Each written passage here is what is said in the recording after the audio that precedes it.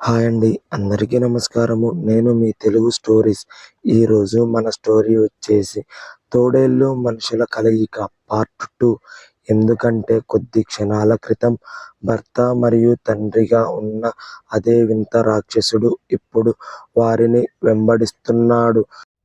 ఆమె పరిగెత్తింది మరియు ఆమె కోట చేరుకున్నప్పుడు ఆమె ఆ రాక్షసుడిపైకి దూసింది.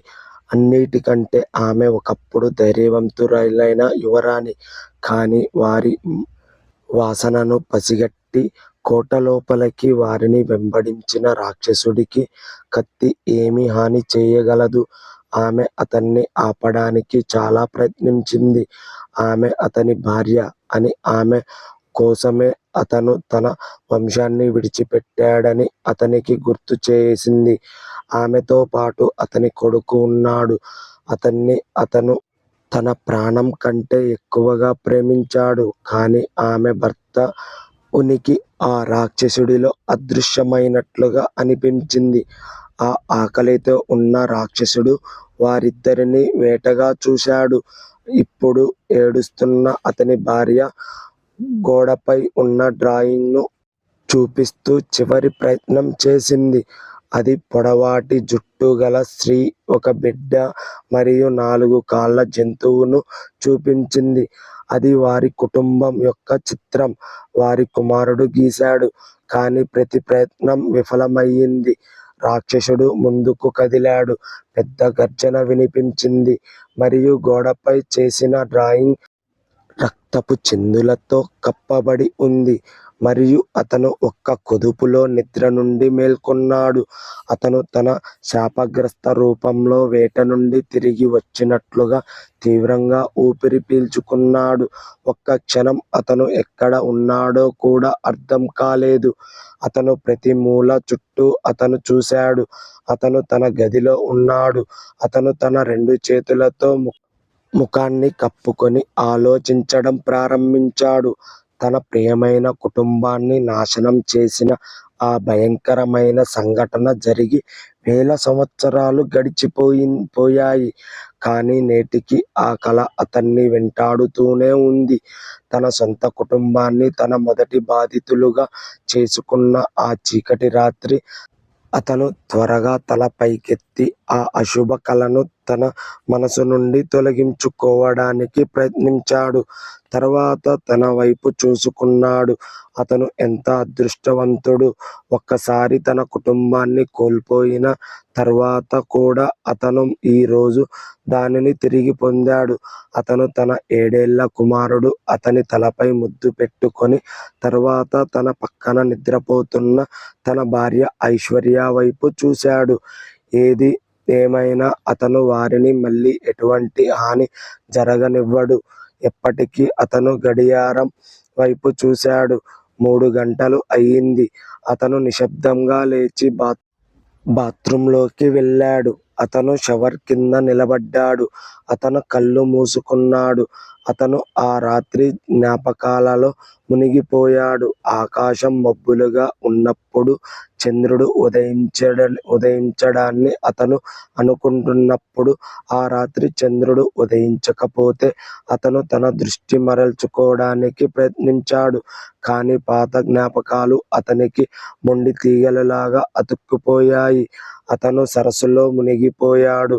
అతని భార్య వెనుక నుండి వచ్చి అతని ప్రస్తుత భార్య ఐశ్వర్య వెనుక నుండి వచ్చి అతన్ని కౌగిలించుకున్నప్పుడు అతను ఆశ్చర్యపోయాడు.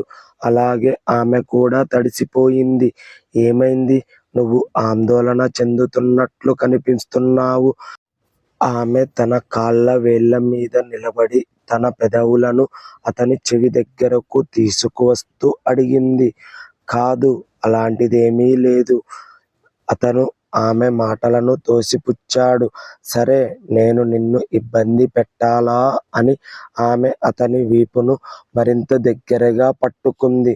ధ్రువ నవ్వుతూ తిరిగి అతను ఆమె నీళ్లతో తడిసిన జుట్టును దువ్వుతూ ఆమె దగ్గరికి వెళ్ళడం ప్రారంభించాడు. ఆమె యెల్లో కలర్ నైటీ వేసుకుంది.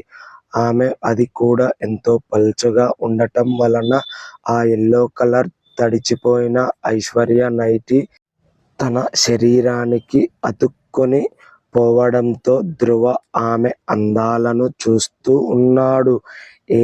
ఏంటి అలా చూస్తున్నావు అని కొంటెగా నవ్వుతూ అంటుంది. ఏం చూడకూడదా? అవి ఏంటో నాకు అర్థం కావటం లేదు. ఇప్పుడు కొత్తగా కనిపిస్తాయి అని అనగానే ఐశ్వర్య చిలిపిగా నవ్వుంది.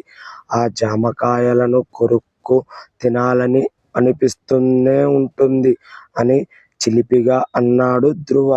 ధ్రువ ఆమె ఎత్తైన అందాలను సరదాగా వాటిని జామకాయలు అని ఎవరూ లేని సమయంలో వాళ్ళు ఇద్దరూ ఏకాంతంగా ఉన్నప్పుడు పిలుస్తాడు.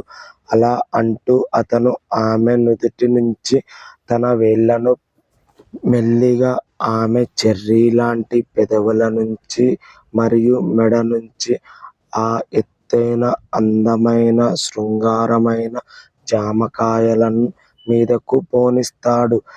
ఛీ, నీకు ఎన్నిసార్లు వాటిని తిన్నా చాలదా అని ఓరగా నవ్వుతూ ఐశ్వర్య అంటుంది. కొద్దిసేపటికే వారిద్దరూ బయటకు వచ్చారు. ధ్రువ ఆమెను తన చేతులతో ఎత్తుకున్నాడు. ఐశ్వర్య నవ్వుతుంది. అభి నిద్రపోతున్నాడు అని గుర్తు చేశాడు. అప్పుడు వారి అంతులేని ప్రేమ వికసించింది. అతను ఐశ్వర్యను చాలా ప్రేమించాడు. ఇంకా తెల్లవారలేదు అని అనుకుంటూ ఎలాగో అభి మాత్రం లేవలేదు ధ్రువ చెప్పుకుంటూ ఆమెను బెడ్ పైకి తీసుకెళ్ళాడు. ఏంటి ఈరోజు అబ్బాయికి మూడు వస్తుంది అనుకుంటా అని అంటూనే అతన్ని గట్టిగా కౌగిలించుకుంటుంది. చిరునవ్వు నవ్వుతూ తన పెదాలను గట్టిగా ముద్దు పెట్టుకొని రెండు చేతులను తన చేతులతో ముడివేసి పట్టుకున్నాడు ధ్రువ. ఆమెలో కూడా శృంగారం వేడి పెరిగిపోయింది. అతన్ని ఒంటిమీద ఉన్న బట్టలను తొలగించి అతని వీపును తడుముతూ అతన్ని ఎక్కువగా ఫీలింగ్స్ వచ్చేలాగా చేస్తుంది. అతను కూడా ఆమె నైటీని పూర్తిగా తొలగిస్తాడు. ఆమె శరీరం మీద ఒక్క నూలుపోగు లేకుండా చేస్తాడు. ఆమె అందాలైన జామకాయలను గట్టిగా పట్టుకొని ఒత్తగానే ఆమె అబ్బా, కొంచెం మెల్లిగా చెయ్యి, పక్కన వాళ్ళు లేస్తారు అని చెప్పింది. తన తల ఆమె మెడపై ఉంచి అతను గట్టిగా శ్వాస తీసుకుంటూ నీకు ఎలా ఉంది అని అంటూ ఆమెను ఆనందపరుస్తున్నాడు. అతనికి ఎటువంటి సమాధానం ఇవ్వకుండా మెల్లిగా మూలుగుతూ అతనిని కాళ్ళను గట్టిగా పట్టుకుని దగ్గరికి గుంజుకుంటుంది. కాని అతను ఎల్లప్పుడూ వారిద్దరి మధ్య సన్నని ముసుగును ఉంచాడు. పరిణామాలు అతనికి తెలుసు కాబట్టి అతను ఎప్పుడూ పరాకాష్ఠకు చేరుకోలేదు. అతను అరుదైన తోడేలు జాతికి చెందినవాడు మరియు అతను ఇకపై తోడేళ్లు ఉనికిలోకి రావాలని కోరుకోలేదు. కొంతసేపటి తర్వాత అతను లేవడం ప్రారంభించాడు. కాని ఐశ్వర్య అతన్ని వెనక్కి లాగింది. ధ్రువ కళ్ళల్లోకి చూసింది. ఐశ్వర్య కూడా అతనిలాగే ఉంది. ఆమెకు ఏమి కావాలి? ప్రేమగల భర్త మరియు ప్రేమగల కుటుంబం మాత్రమే. ఆమె కూడా ఇవన్నీ చాలా కష్టంతో సాధించింది. అతనికి దూరంగా ఉండటం ఆమెకు ఇష్టం లేదు మరియు ఆ రాత్రి ఆ సన్నని ముసుగు కూడా తొలగిపోతూనే ఉంది. ఆదివారం ఉదయం వాళ్ళ ఇంటి ముందు ఒక జీపు ఆగింది. అభి తలుపు దగ్గరకు పరిగెత్తి ఆనందంతో అమ్మా చూడు, ఎవరు వచ్చారో అని అరిచాడు. జీపులోంచి ఒక పొడవైన అందమైన యువకుడు దిగుతున్నాడు. అతను వచ్చి అభిను ఎత్తుకున్నాడు. అభి అతనితో బాగా సమయం గడిపాడు. ధ్రువ నవ్వుతూ దగ్గరకు వచ్చాడు. ఎలా ఉన్నావు ఉదయ్? అతను అతన్ని ఎంతో ప్రేమగా పలకరించాడు. ఆ ఉద్యోగంలో కావలసినది అంతే అని ధైర్యవంతుడైన పోలీసు అధికారి మరియు ఐశ్వర్య బాల్య స్నేహితుడు ఉదయ్ అన్నాడు. ఐశ్వర్య భర్త ధ్రువ ఒక తోడేలు అని తెలిసిన కొద్ది మందిలో అతను ఒకడు. అయితే అతను దయగలవాడని మరియు తన కుటుంబాన్ని చాలా ప్రేమిస్తాడని కూడా అతనికి తెలుసు. కాసేపు నవ్వుకుంటూ జోక్ చేసుకుంటూ ఒకరినొకరు యోగక్షేమాలు అడిగి తెలుసుకున్నారు. అప్పుడు అభి అందరికీ తనకు ఇష్టమైన మిల్క్ షేక్ తయారు చేయబోతున్నానని చెప్పాడు. ఐశ్వర్య ఎక్కడ? ఉదయ్ అడిగాడు. అతను వచ్చి ఎంతసేపు అయిందో ఆమె ఇంకా ఎలా కనిపించలేదో గమనించి కొంచెం వింతగా అనిపించింది. నువ్వు ఇప్పుడు ఇక్కడ ఉన్నావా? మళ్ళీ ఫోన్ కి అతుక్కుపోయావా? అని అంటూ చుట్టూ చూస్తూ ధ్రువ అన్నాడు. ఉదయ్ నవ్వాడు. తర్వాత సీరియస్ అయ్యాడు. అయితే నువ్వు ఇక్కడికి వచ్చి చాలా రోజులయ్యింది కదా ధ్రువ అడిగాడు. నేను కూడా ఈ రోజు రాలేకపోయేవాడిని, కానీ విషయం ఇలాగే ఉంది అన్నాడు ఉదయ్ సీరియస్ గా. ఏమైంది? అంతా బాగానే ఉందా అన్నాడు ధ్రువ. ఉదయ్ ధ్రువతో అది పర్వాలేదు.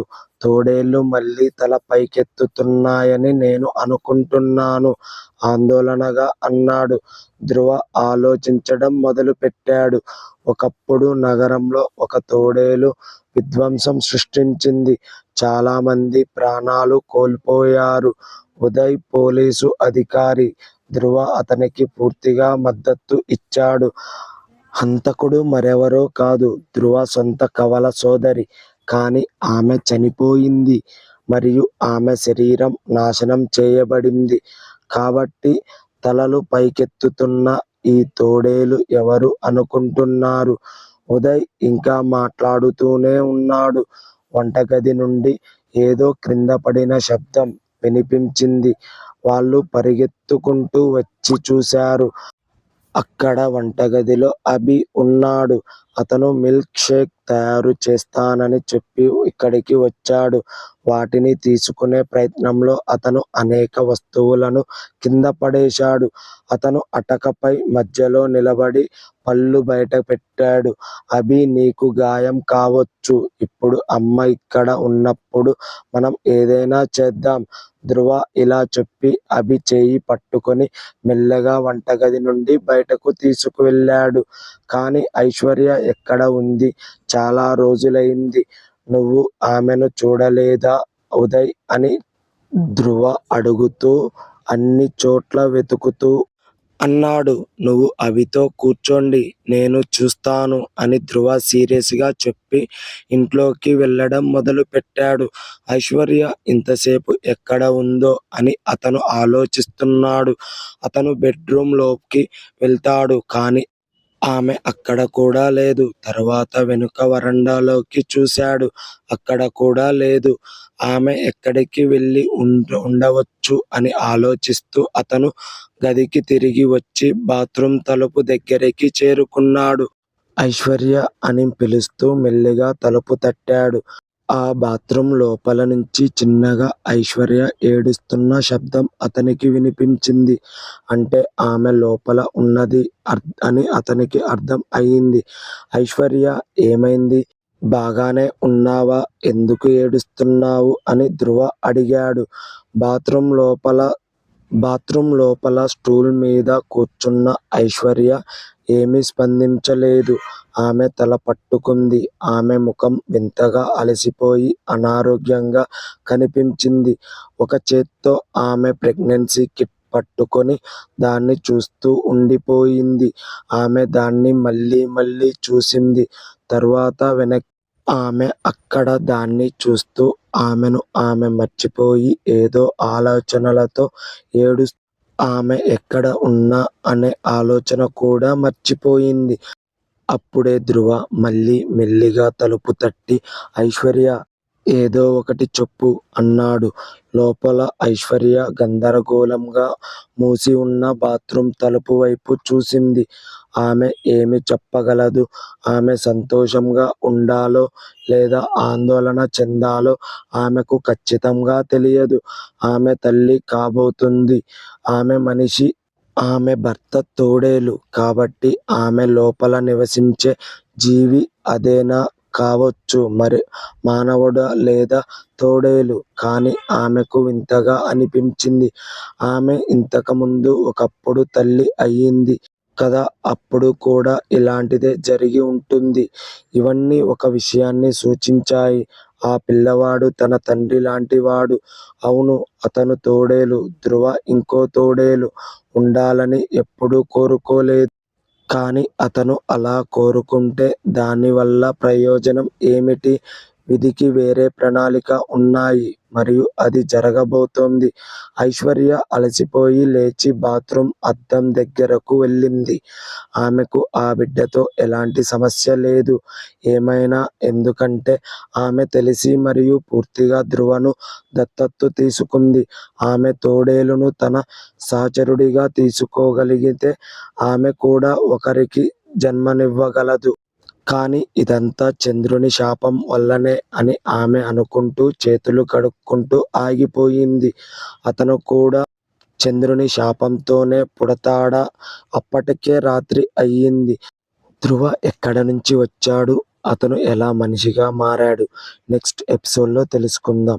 వీడియో గనక నచ్చినట్లయితే ఒక లైక్ చేయండి. అదేవిధంగా మన ఛానల్ని సబ్స్క్రైబ్ చేసుకోండి. Thanks for watching.